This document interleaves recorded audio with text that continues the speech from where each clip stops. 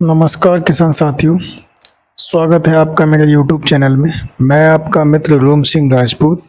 आज मैं आपके लिए सरसों की खेती के बारे में कुछ जानकारियां देने जा रहा हूं।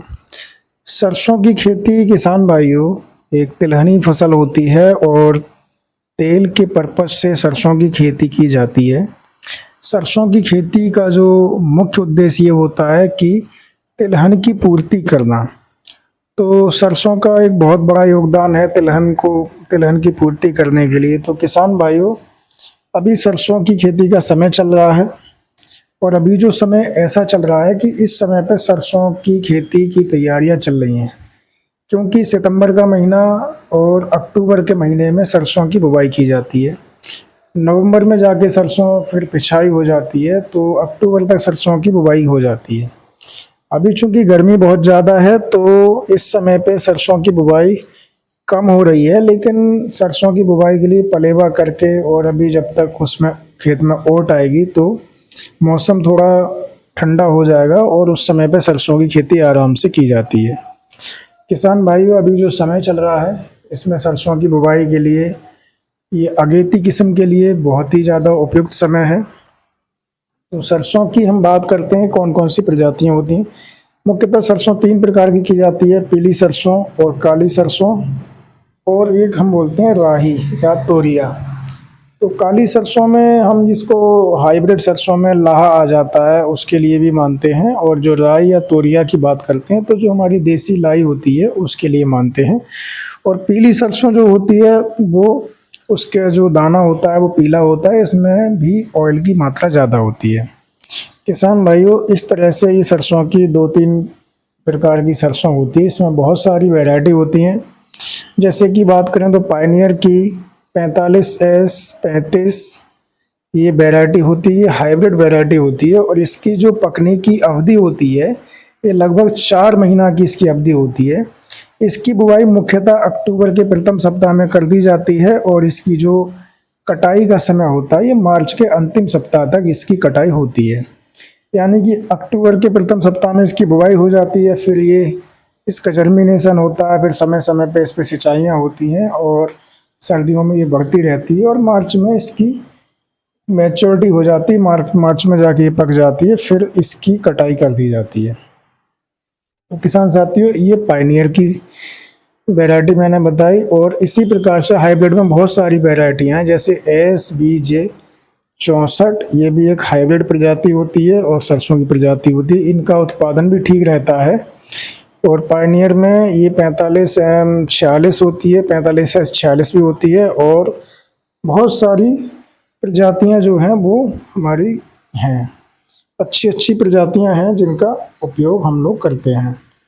तो इनकी खेती करने के लिए हमारे लिए मिट्टी की जो तैयारी करनी है, यानी भूमि की तैयारी करनी है, भूमि की तैयारी करने के लिए हमको कुछ बातों का ध्यान रखना होता है। जैसे कि भूमि की तैयारी करने के लिए हम पहले खेत की जुताई करते हैं। जुताई में हम मिट्टी पलट हल से जुताई कर देंगे। मिट्टी पलट हल से जुताई करने के पश्चात खेत को पलेवा के लिए छोड़ देते हैं, यानी खेत का पलेवा करना बहुत ज़रूरी है। अगर बरसात हो जाती है तो खेत का पलेवा करने की आवश्यकता नहीं पड़ती है, और अगर बरसात नहीं होती है तो खेत का पलेवा किया जाता है। खेत का पलेवा इसलिए भी करते हैं क्योंकि पलेवा होने से बहुत सारे जो खरपतवार हैं वो उग आते हैं, और जिससे कि हमारी मुख्य फसल में खरपतवारों की मात्रा कम हो जाती है। दूसरी चीज़ ये है कि पलेवा करने से खेत में उपयुक्त नमी बन जाती है, जो कि हम फसल की बुवाई कर देते हैं तो उसके बाद भी हमारे खेत में नमी बनी रहती है, और वो नमी जो है लंबे समय तक बनी रहती है, क्योंकि ऊपर का मिट्टी की जो परत है उसकी जुताई हो जाती है तो नीचे खेत में नमी बनी रहती है, और उस नमी की सहायता से बीज का जमाव हो जाता है, बीज का जर्मिनेशन हो जाता है, और बीज हमारा जर्मिनेशन होने के पश्चात उसका जो है वो सही से उसका पौधे की तैयारी होने लगती है। तो किसान साथियों, खेत की तैयारी करते समय पे हमको कंपोस्ट की मात्रा भी डालनी है। कंपोस्ट की जो मात्रा है उसको हम डाल सकते हैं 10 कुंटल प्रति बीघा, यानी कि बात करें तो आपका लगभग 60 कुंटल प्रति एकड़ की दर से हम कंपोस्ट को डाल सकते हैं, जो कि हमारा पूर्णतः अच्छी प्रकार से गला हुआ कंपोस्ट होना चाहिए, जिसमें कि कच्चा गोबर ना हो। कच्चा गोबर होने पर समस्या ये रहती है कि खेत में दीमक आने की संभावना ज़्यादा बढ़ जाती है। तो जो भी हम कंपोस्ट का इस्तेमाल करें वो पूर्णतः गला हुआ होना चाहिए।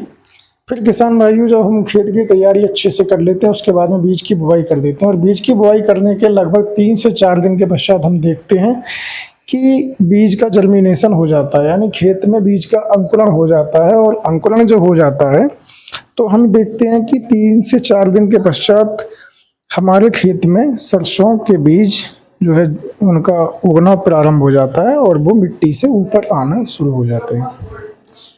तो किसान भाइयों, इस तरह से हम अपने सरसों की खेती की तैयारी करते हैं। अब किसान साथियों, बात करते हैं जैसे सरसों की हमने बुवाई कर दी, बुवाई करने के पश्चात में बीज का अंकुरण भी हो गया। फिर कुछ ऐसी सावधानियां होती हैं जिनके बारे में हमको ध्यान रखना होता है। जैसे कि जब हमारी सरसों की फसल लगभग 15 से 20 दिन पुरानी हो जाए, यानी कि 20 दिन पुरानी हो जाती है फसल, 20 दिन के पश्चात हमको उसमें एक हल्की निराई करनी होती है। निराई इसलिए करते हैं कि बहुत सारे उसमें कुछ खरपतवार उगाते हैं, और खरपतवार ना भी उगते हैं तो निराई हो जाने से जहाँ बीज की मात्रा ज़्यादा हो जाती है, बहुत ज़्यादा अगर कहीं सघन हो जाता है तो हम उसको बिरल भी कर लेते हैं। सघन बीज हो जाता है तो हम उसको बिरल कर लेते हैं, क्योंकि जगह जगह से हम पौधों को उखाड़ लेते हैं। और जब मिट्टी फूट जाती है तो उससे एक प्रकार से ये ऐसी कर्षण क्रिया हो जाती है जिससे कि हमारा जो पौधा होता है वो मजबूत हो जाता है, पौधे की जड़ों का विकास अच्छा होता है। तो एक निराई करने के पश्चात में फिर जब हमारी फसल 35 से 40 दिन की हो जाए, फिर हम उसमें एक सिंचाई करते हैं। सिंचाई करने के पश्चात उसमें हम लगभग 25 से 30 किलोग्राम प्रति एकड़ का यूरिया उसमें लगाते हैं, जिससे कि हमारी फसल की जो ग्रोथ है वो अच्छे से होना प्रारंभ हो जाए। जब किसान साथियों हमारी फसल लगभग फूल आने की संभावना हो जाती है, यानी फूल आना प्रारंभ हो जाते हैं, उस समय पे हम अपनी फसल में सल्फर का छिड़काव करते हैं। सल्फर का छिड़काव इसलिए भी किया जाता है कि हमारी जो फसल है उसमें सल्फर लगाने से ऑयल की परसेंटेज बढ़ जाती है, यानी तेल की मात्रा बढ़ जाती है। तेल की मात्रा बढ़ने का सीधा सा उद्देश्य ये है कि जो भी फूल आने के समय पे हम सल्फर लगाते हैं उससे हमारी फलियों की संख्या बढ़ती है, और फलियों में दानों की संख्या बढ़ती है। और दाने जो होते हैं वो उसके कुछ हद तक उनके जब सल्फर लगाने से दाने भर जाते हैं और मोटे दाने बनते हैं। जब मोटे दाने बनेंगे तो तेल की परसेंटेज भी बढ़ेगी। सीधी सी बात यह है कि उत्पादन पे हमारे एक पॉजिटिव प्रभाव पड़ेगा, एक सकारात्मक प्रभाव पड़ेगा। जो भी हमारी फसल का उत्पादन होगा वो अच्छा होगा। तो किसान साथियों, इस तरह से हम अपनी फसल की देखभाल अच्छे से कर सकते हैं। किसान साथियों, जब सर्दियों का समय होता है तो सरसों में एक समस्या आती है सबसे ज़्यादा। जैसे कि सर्दियों के समय में फसल में माहू का अटैक होता है। तो माहू की रोकथाम करने के लिए उस समय पे एसिटामिप्रिड नाम से एक दवा आती है जो कि कीटनाशक का काम करती है। तो उसका हम अगर छिड़काव कर देते हैं तो हम अपनी फसल के लिए माहू से भी बचा सकते हैं। तो किसान साथियों, जैसे जैसे टाइम आगे बढ़ता जाएगा मैं सरसों के संबंध में अपडेट जानकारी आपको देता रहूँगा, जिससे कि मेरी जो वीडियो के माध्यम से मैं आपके लिए समय समय पर जो भी जानकारी दूंगा, जो भी वीडियो बनाऊंगा, उनमें क्रॉप के फसल के हिसाब से मैं जानकारी आपको देता रहूँगा।